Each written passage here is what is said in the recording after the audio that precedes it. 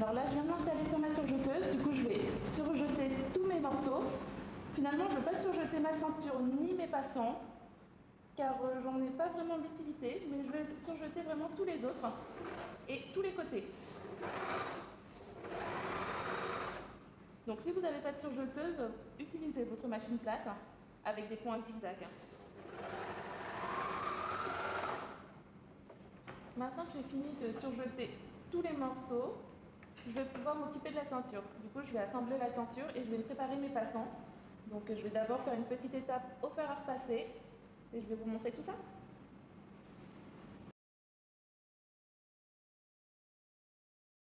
Alors là, je vais préparer mes passants pour mes côtés. Donc j'en ai deux. Alors c'est simple, je vais commencer par le plier de moitié. Je vais prendre mon fer, bien l'aplatir.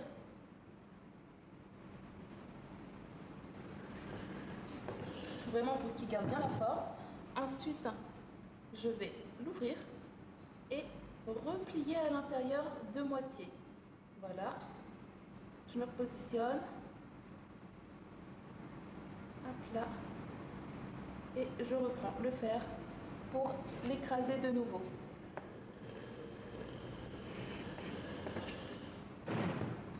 Et maintenant, ma dernière bande, je vais la faire passer au-dessus, comme ceci, et venir repasser.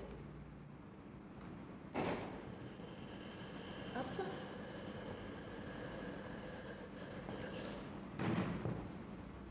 Maintenant, je vais l'ouvrir pour la faire rentrer. Et comme ça, j'ai un passant bien net. Et quand je serai à la machine, j'aurai juste à faire une petite piqûre nerveuse ici pour maintenir mon passant. Maintenant, je vais réaliser la même étape pour mon deuxième passant. Je me suis installée à ma machine plate. Du coup, je vais faire mes passants. Donc, je fais une petite couture nervure, vraiment aux pliures que je viens de réaliser au fer. Je fais bien un point d'arrêt toujours.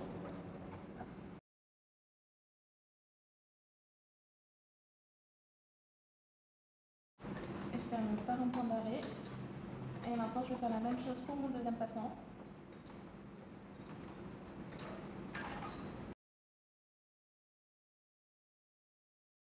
Alors maintenant, je vais assembler ma ceinture. Donc j'ai pris les deux morceaux de ma ceinture que j'ai placés endroit sur endroit. Voilà, du coup, vous devez voir le thermocollant quand vous allez coudre. Donc je vais venir assembler à 1 cm de valeur de couture.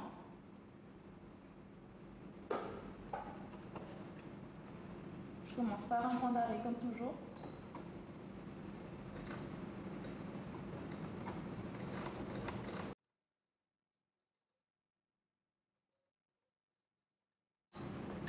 Maintenant que cette étape est réalisée, je vais faire un petit coup de repassage pour préparer le reste de la ceinture.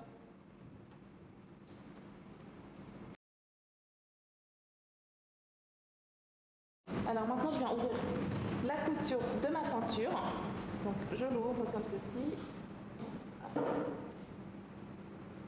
là, et je viens l'écraser au fer. Comme ceci, pour vraiment avoir une couture ouverte. Alors voilà, je vais finir d'assembler ma ceinture. Donc je la positionne endroit sur endroit au niveau de l'angle. Après, je vais pouvoir aller à la machine pour effectuer mon angle et tout le tour de la ceinture. Pour la ceinture, je vais tout de même laisser une ouverture de 15-20 bons centimètres afin de la retourner plus tard. Donc vous voyez, je vais assembler tout le tour et à ce niveau-là, je vais laisser une ouverture qui me permettra de la retourner un peu plus tard. Donc pour le moment, je vais bien épingler tout le tour.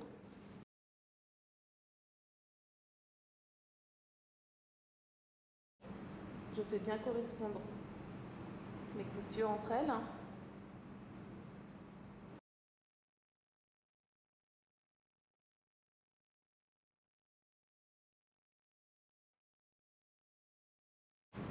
Maintenant que ma ceinture est prête, je vais pouvoir passer à la machine plate afin de l'assembler. Voilà, là je me suis installée à ma machine et je vais venir assembler tout le tour de ma ceinture en laissant bien mon ouverture.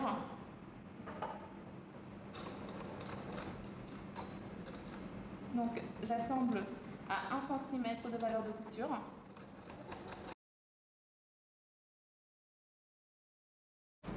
Alors voilà, là j'ai assemblé tout le tour de ma ceinture.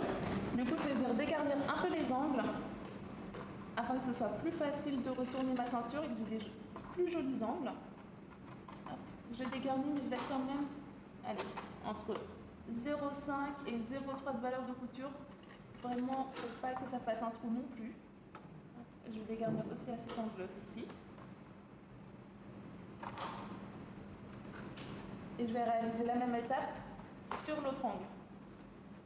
Voilà. Et maintenant, en passant par l'ouverture que j'ai laissée tout à l'heure, je vais venir retourner ma ceinture.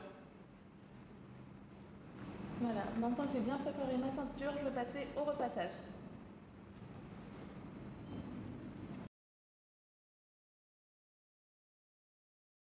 Alors voilà, j'ai repassé toute ma ceinture. Maintenant, il ne reste plus que l'ouverture du coup que je vais repasser. Donc, je fais bien rentrer ma valeur de couture d'1 centimètre à l'intérieur.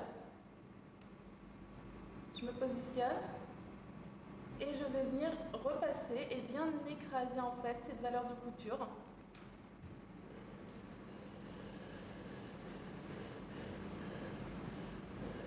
Ce qui va vraiment permettre de refermer ma ceinture. Comme vous voyez, hop, là c'est bien maintenu.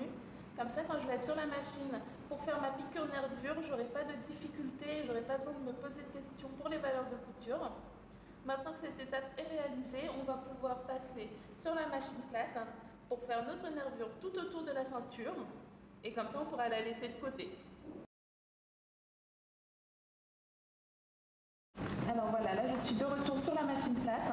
Donc je viens positionner, on va faire une piqûre nervure. Ce qui va nous permettre de refermer le trou qu'on avait fait, qui nous permettait de retourner notre ceinture. Hop, du coup je me mets bien en nervure.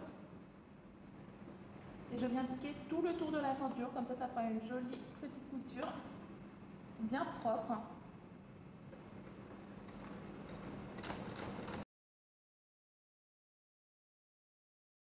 Alors voilà, maintenant on passe sur le devant et le dos. Donc on va venir assembler les parmentures. Donc tout d'abord pour le devant, j'ai installé ma parmenture endroit sur endroit, comme ceci. Je vais venir l'épingler et ensuite je pourrai réaliser ma valeur de couture d'1 centimètre pour assembler ma parmenture à mon devant. Je vais effectuer la même chose pour mon autre devant. Et je vais disposer mon enforme dos sur mon dos. Je vais vous montrer ça dans un instant. Tout d'abord, je commence par épingler ma parmenture, endroit sur endroit. Je mets des petites épingles tout autour. Maintenant que j'ai préparé mes deux devants avec leur parmenture, je vais préparer mon dos avec son enforme. Donc, même principe, endroit sur endroit. Je positionne mon enforme et je vais effectuer une couture d'1 centimètre au niveau de l'encolure. Et quand j'aurai fini toutes ces étapes, je pourrai assembler mon devant et mon dos par les épaules. Alors voilà, maintenant je vais assembler mes parmentures et mon enforme dos avec le devant et le dos. Du coup là je commence par l'enforme dos sur le dos. Donc bien endroit sur endroit, valeur de couture d'1 centimètre. Je fais bien un point d'arrêt au début et à la fin de mes coutures.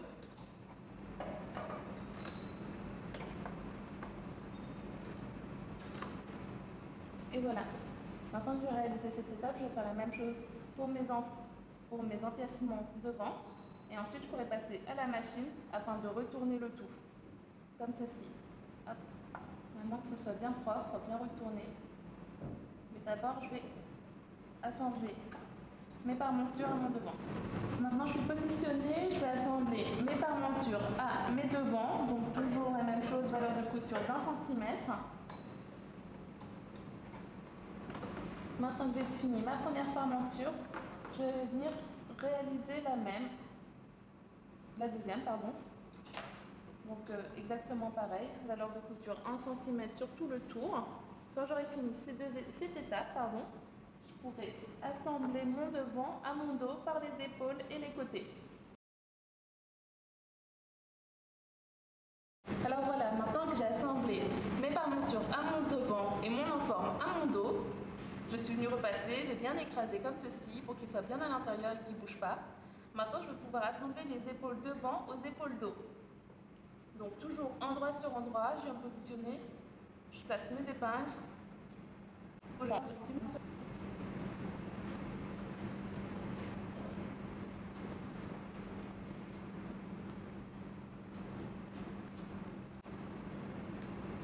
Une fois que mes épaules sont bien positionnées, je vais pouvoir assembler le tout à la machine. Donc toujours pareil, valeur de couture 1 cm. Maintenant que j'ai assemblé ma première épaule, je vais venir réaliser la même étape sur l'autre.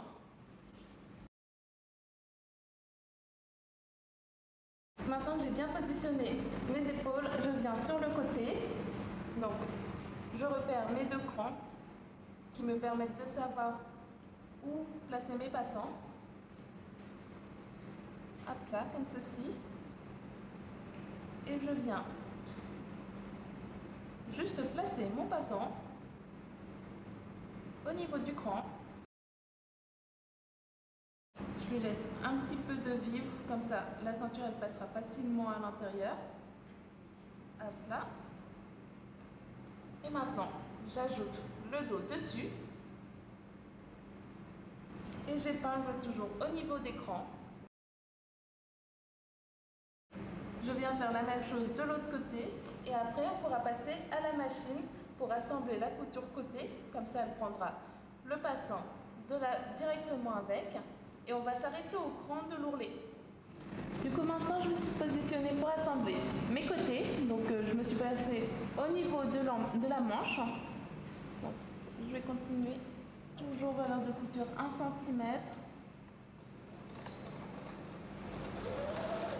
Maintenant, je vais arriver au passant. Du coup, j'enlève bien toutes mes épingles que j'avais mises.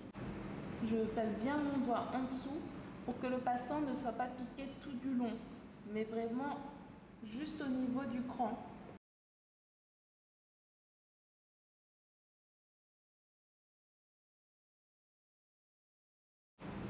Et je continue ma couture jusqu'au cran de l'ourlet.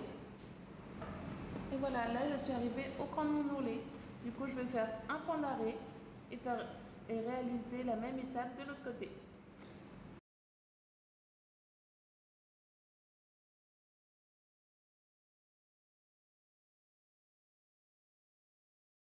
Alors là, je me réinstalle à la machine. Du coup, je vais faire mes ourlets. Je les ai bien préparés au fer.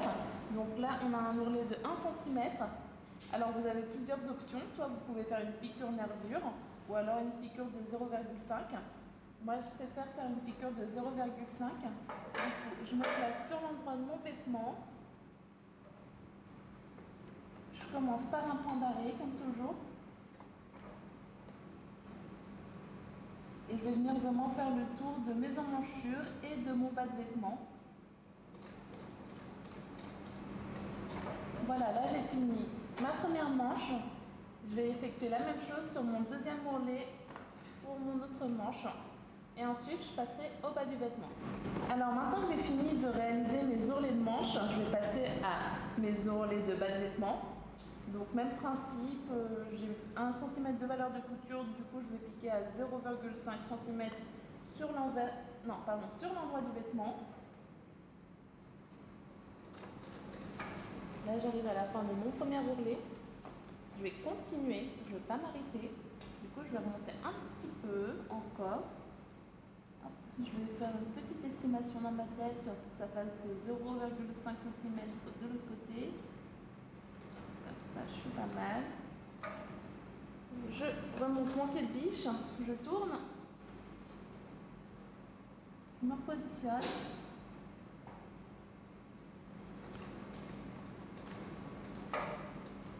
Et je fais la même chose de l'autre côté. Je lève mon pied de biche, je me repositionne. Hop. Et comme ça, je vais avoir un petit angle au niveau de ma fonte. Et ça me permet de finir ma couture d'un seul trait.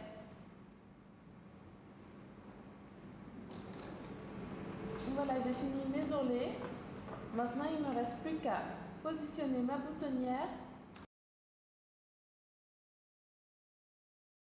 Alors là, je suis au niveau de l'épaule et de l'encolure. Je vais vous donner une petite astuce. En fait, la parmenture qui est en dessous, au niveau de l'épaule, elle bouge beaucoup. Alors pour éviter qu'on ait ce problème, on va juste faire un tout petit point à la main, vraiment sur l'envers du vêtement. Ici, à ce niveau-là, on va faire un tout petit point dans l'épaule, ce qui permettrait de maintenir mes parmentures au vêtement.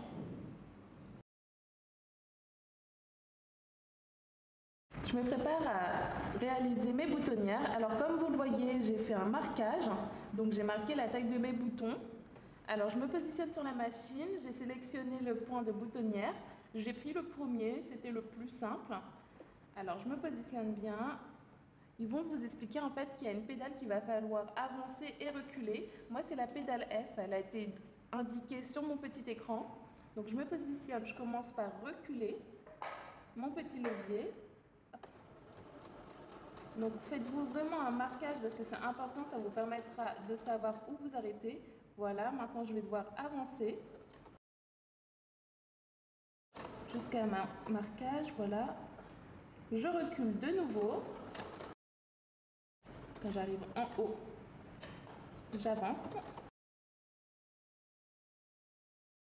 Et quand j'arrive à la fin, je recule.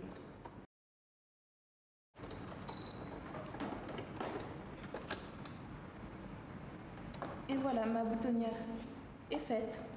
Je vais venir l'ouvrir.